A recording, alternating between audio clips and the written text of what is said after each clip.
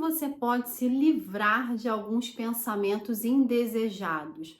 Como que você pode se livrar de vozes que vêm lá do passado? Será que isso é possível? Muitas vezes o trabalho dentro da TCC, da terapia cognitivo-comportamental, é para que o paciente possa enxergar e identificar quais são os seus pensamentos, as suas emoções e os seus comportamentos. Como que você vai identificar pensamentos? O primeiro passo é você pensar em uma situação que te aconteceu. Por isso que muitas das vezes nós pedimos para que você tenha ali a sua agenda, o seu diário de terapia, onde você pode colocar uma situação que te aconteceu e te ativou uma emoção e um pensamento ruins. Então, algo ali aconteceu. Qual foi essa situação? Então, eu vou te dar um exemplo. A pessoa está em casa e ela ouve a janela sacudindo. O primeiro pensamento que passa na cabeça dela, ou seja, um pensamento automático, aquele que passa rapidamente, sem muito filtro da pessoa, pode ser o pensamento de que estão tentando invadir a minha casa, algo vai acontecer. Então ela entra ali numa emoção de estado de alerta e fuga e ela fica com a sua emoção totalmente ansiosa. Então ela entra ali em um processo de ansiedade desde aquela situação lá da janela sacudindo. Então foi isso que aconteceu. Esse meu exemplo, na sequência, depois que a pessoa já está nesse processo de ansiedade, ela rapidamente pega o telefone e liga para a polícia. Esse foi o comportamento dela. Perceba que desde lá, da situação da janela sacudindo com a chuva, ela já começou a entrar em pensamentos, em emoções e ela teve um comportamento que foi o de rapidamente ligar para a polícia. Outra pessoa nessa mesma situação da janela sacudindo poderia ter simplesmente outra reação. Ao ouvir a janela sacudindo diante da chuva, ela apenas pensou: ah, essa janela tá velha, eu preciso trocar. E aí ela vai lá, fica um pouco irritada porque começa a fazer força com a janela que está enterrada e não quer descer e simplesmente fecha a janela depois desse momento de uma breve irritação e ela volta a dormir calmamente. O que eu te mostrei aqui? Eu te mostrei aqui diferentes formas de pensar sobre a mesma situação. É o que nós falamos muito dentro da TCC, a diferença entre o fato e simplesmente o meu pensamento. Entra aqui um fator muito importante, que é a interpretação de cada um. Então, o que vai gerar ou não alguma espécie de sofrimento é a interpretação que eu dei para uma situação. E a minha interpretação, ela tá no campo do meu pensamento. Então, o que eu pensei, logo na sequência, vai influenciar naquilo que eu senti. Então, no primeiro exemplo, foi uma grande ansiedade e no segundo exemplo já foi uma raiva seguida de uma paz. Lembrando aí que as emoções, perceba como elas são oscilantes, não são emoções eternas. Em um dia inteiro a gente consegue sentir vários tipos de emoções. Eu falo isso até aqui num parênteses, eu tenho um vídeo inclusive só sobre essa questão da regulação emocional, porque às vezes a pessoa pode achar que ela é paralisada por uma ansiedade. Parece que não tem mais saída para ela. Quando muitas das vezes essas emoções a gente começa a identificar, a saber lidar com elas, aprendendo que elas têm curvas de mudança. Ao longo das 24 horas a gente sente diferentes tipos de emoções. Você pode ver esse vídeo depois para aprofundar um pouquinho mais sobre essa questão da regulação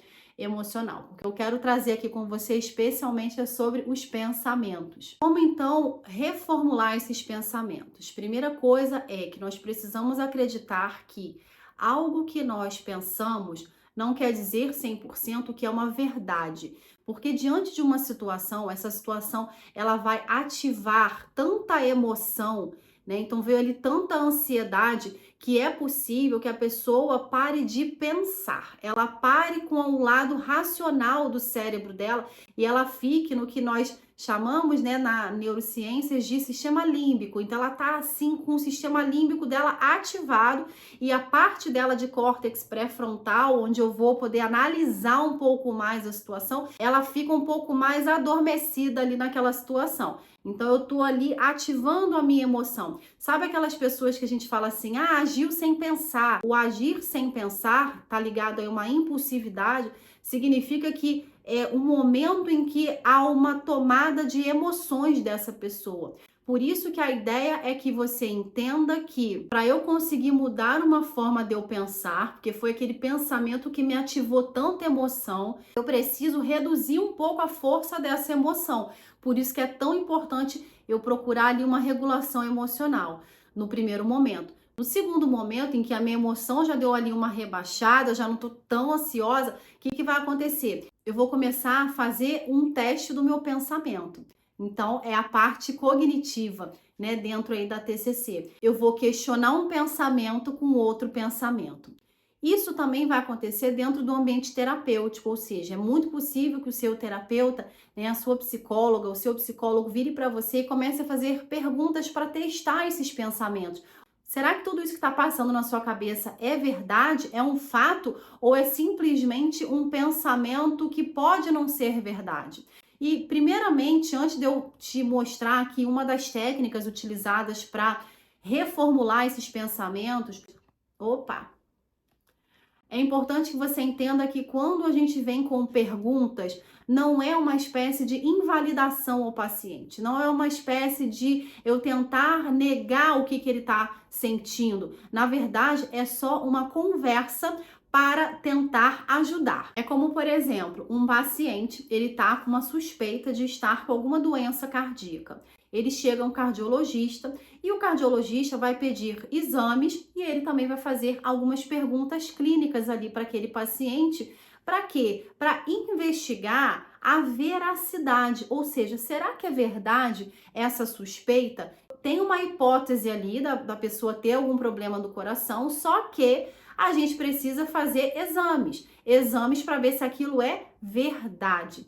Então, da mesma forma que acontece aí no nosso corpo físico, nós também fazemos um exercício assim de teste, um exame de evidências para a nossa mente. Então, nós precisamos entender o porquê daqueles pensamentos, como que são aqueles pensamentos. Então, primeiramente, é acalmar aqui também o coração de algumas pessoas, para você não achar que, conforme vem essas perguntas, é uma espécie de invalidação aos seus pensamentos, porque não é. Porque o objetivo é que você próprio consiga perceber se aquele pensamento é verdade ou ele é falso. Pode ser que ele seja falso, mas também pode ser que ele seja verdade. E aí vem outras técnicas, inclusive, para você ver qual é o custo e qual é o benefício de você manter aquele pensamento ali com você. E também não é nenhum tipo de desvalorização ou rejeição, ou ainda de fazer com que o paciente ache que o tempo todo os seus pensamentos são falsos, porque pode ser que aquilo ali seja de fato uma verdade. É um trabalho, então, em conjunto, que o terapeuta e o paciente vão fazendo de forma colaborativa para que o paciente consiga perceber tudo o que está acontecendo ali. E como fazer, então, o exame de evidências dos pensamentos negativos e reduzir a força deles? É uma técnica utilizada para a pessoa refletir se de fato aquele pensamento ele é tão verdadeiro assim, porque às vezes a pessoa diz: eu não vou bem em uma prova. Vamos dizer que essa pessoa estudou por anos para um concurso, então provavelmente ela está aí com a ansiedade lá em cima também, por conta aí da concorrência, não apenas por conta da concorrência, mas vamos dizer que essa pessoa também, inclusive pela história de vida dela, algum processo interior dela, ela acredita que ela não vai bem na prova, tá? Então ela colocou na cabeça dela de que mesmo ela tendo estudado, ela não vai passar. Então ela cismou com esse pensamento tá lá e ela está sofrendo por conta disso. Ela está ansiosa. Conforme a gente vai, então, testar a evidência de será que essa pessoa está tão incapaz assim, vamos dizer que seja amanhã já a prova dela. E ela está nervosa com isso e ela acredita que não vai ser capaz de passar na prova. Uma ideia é que ela coloque, então, todos os pensamentos negativos escritos num papel. Eu não sou capaz, eu não vou conseguir, eu vou ficar sem dinheiro. Então, tudo que passa na cabeça dela, não vou ter emprego, não vou conseguir pagar minha faculdade, enfim, tudo que passe ali, ela vai colocar os pensamentos negativos. Na sequência, para a gente fazer esse exame, é uma ferramenta que parece tão simples, mas ela nos ajuda tanto. Eu vou colocar na segunda coluna os fatos possíveis e positivos.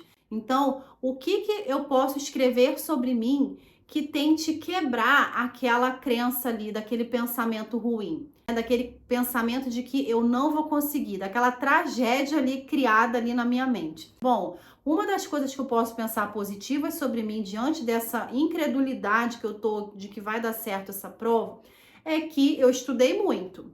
Segundo, eu sou inteligente, eu passei no vestibular, eu entrei para uma empresa boa em tal ano, os meus chefes me elogiam. Então, enfim, então ali ela começa a escrever situações que fazem ela começar a refletir de será que ela é tão incapaz assim? É uma balança. Conforme então você viu ali, né, toda aquela catástrofe montada que você escreveu, vem ali fatos que possam ser positivos para quê? Para que a ideia é que você comece a olhar para isso, prestar atenção aqui, para que isso aqui ganhe mais força na sua atenção do que na crença da incapacidade. A gente começa a perguntar: e lá no trabalho, você também é incapaz? Ah, não, lá no trabalho eu consigo fazer meu trabalho. Ah, tá. Que mais? E lá na escola, no ensino médio, na sua faculdade, você não passou? Então a gente começa vendo ali a capacidade profissional da pessoa, nesse meu exemplo,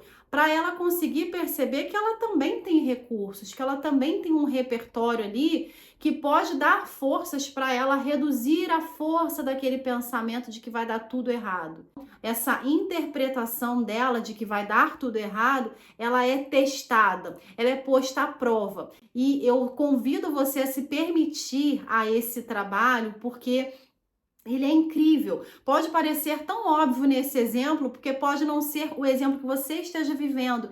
Mas quando for o seu exemplo, às vezes parece uma catástrofe, algo tão difícil de resolver, mas que conforme vem ali também essa técnica do exame de evidências, é possível que essa força, ela diminua, essa força do pensamento e a força dessas emoções, elas comecem a diminuir a sua força. A gente também vai vivendo ali um processo chamado de reestruturação cognitiva. Eu começo a pensar de outras formas sobre a minha própria capacidade. Isso vai influenciar, inclusive, na minha autoestima, no meu autoconceito, ou seja, de eu olhar para mim e ver que eu tenho capacidade, então, de vencer aquele obstáculo que está tão grande dentro da minha cabeça. A ideia dessa técnica do exame de evidências é, de fato, trabalhar na redução da força da ansiedade gerada em torno de um pensamento. Perceba aí uma das formas incríveis que a TCC contribui para o nosso processo de transformação. Essa é apenas uma das técnicas que podem ser utilizadas dentro da TCC, que podem te ajudar em todo esse processo da redução da força dos pensamentos. E o ideal é sempre que você faça isso com um profissional da psicologia, capacitado para fazer esse treino com você. E eu trago aqui essas reflexões iniciais para você também poder perceber a importância dessa técnica do exame de evidência e também buscar por ajuda se você assim desejar, se isso for a sua vontade também. E eu te convido a se inscrever aqui no canal, ativar o sininho para você não perder as notificações e até os próximos vídeos. Eu esqueci de falar, a referência bibliográfica desse vídeo aqui hoje foi o nosso querido livro de técnicas de terapia cognitiva do Larry. Também é um clássico da TCC. Super indico para os profissionais que estiverem assistindo aqui esse vídeo, a leitura também desse livro do Larry, que é mais uma das obras incríveis aí do Larry.